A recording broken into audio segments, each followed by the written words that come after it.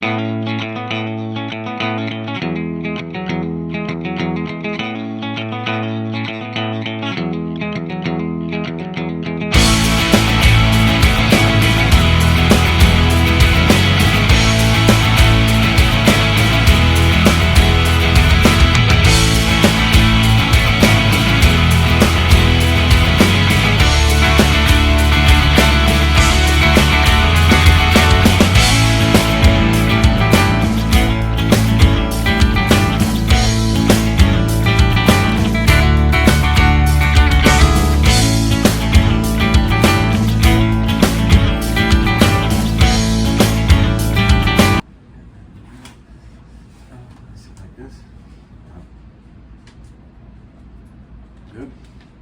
Good, how are you?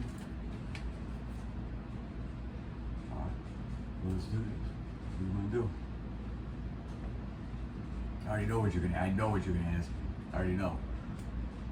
Yeah, something, yeah. Yeah, I fucking knew it.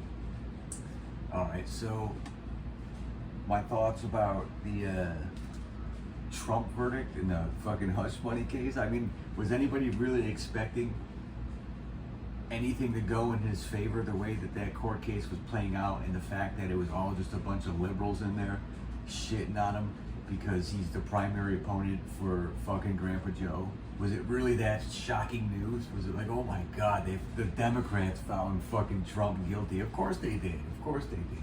And that's why you see, listen, that if you look at all, I go read my article, The Trump Trial, because I break all them cases down. And I don't even really do so in a biased fashion that's like pro-Trump. I just break down the players of the court and the fucking allegations in it. And I told you before when I met you, I knew you were gonna fucking ask me that. I knew it. That's why you waited a day, motherfucker. I knew it.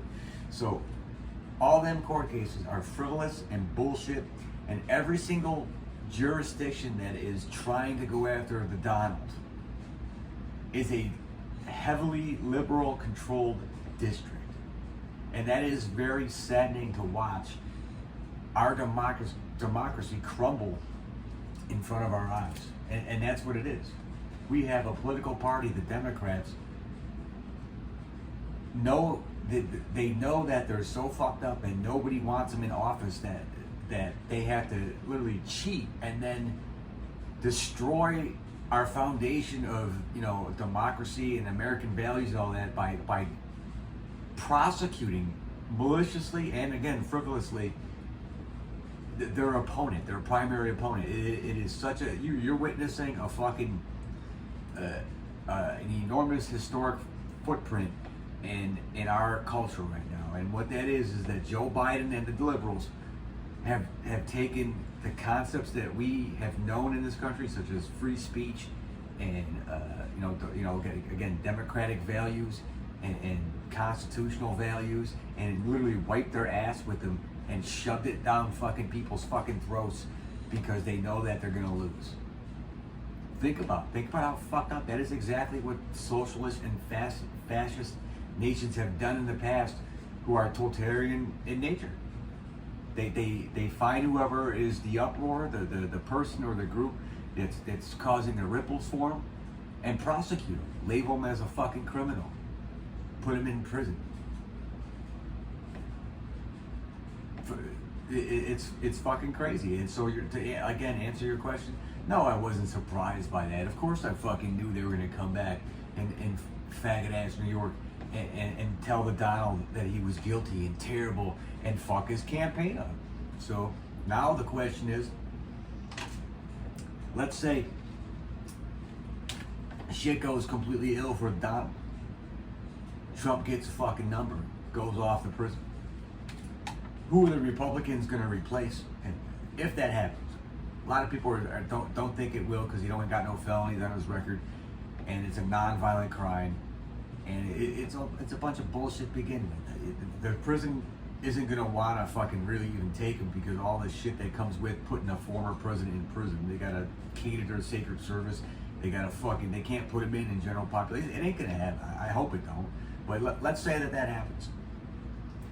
Whoever it is that replaces Trump for the Republican is going to not only acquire all the support that Donald has already built up. But he's gonna basically, what I believe, is gonna come in and slam dunk the election if this again happens, because people know what's going on. It's not a secret that Biden and company are doing this. It's not like they're trying to hide it. They like to sit there and suggest that, well, nobody's above the law except for, Joe Biden and his administration, of course.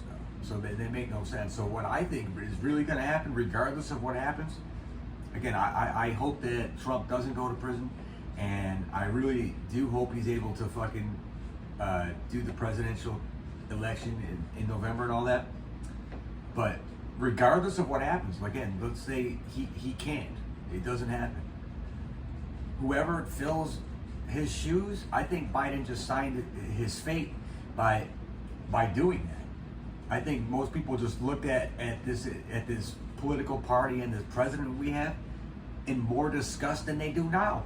Now it's like, fuck, Jesus Christ, if you're gonna do that, what the fuck is next? Are you gonna show up at our house and like fucking kick down our doors and take Americans, firearms and shit like that? Like, are we gonna be fucking start calling you King Biden and shit? It's crazy.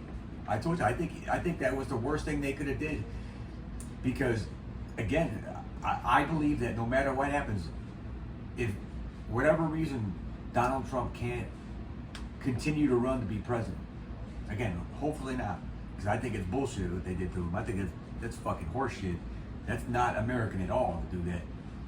No matter who steps in his place, I'm telling you, Americans are so pissed off at that shit that they're going to support whoever that candidate is, regardless of what's going on, because of their disgust toward what just happened in Manhattan, which is again a representation of the Democrats and in general, and obviously the executive branch that we have. So, that's what I think. I knew you were fucking asking me that. That's why you waited a day to come talk to me. I knew you were waiting for that shit to come down. You think I was gonna be like all fucking sad and shit or something like that? Everybody knew that was gonna happen. What the fuck? Next question.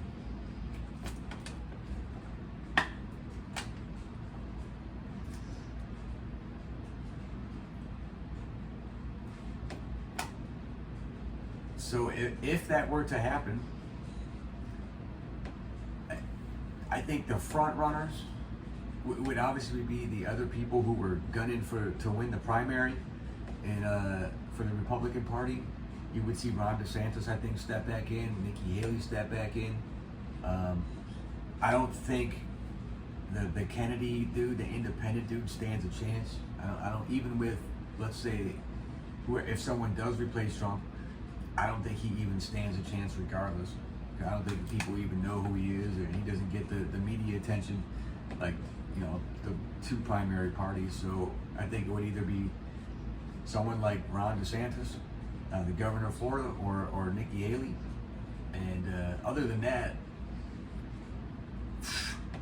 good luck, Republican. I don't even know who else could fill that fucking role. Other than those two that I named, those are the only two I really remember seeing campaign, and the only other two candidates that I gave any attention to, and I think the rest of America probably was doing the same thing as I had. It was all Trump, Trump, Trump, Trump, Trump. I don't know. Maybe George Pence could come out of the fucking woodworks and fucking do something. I don't know. I have no idea, but we'll see.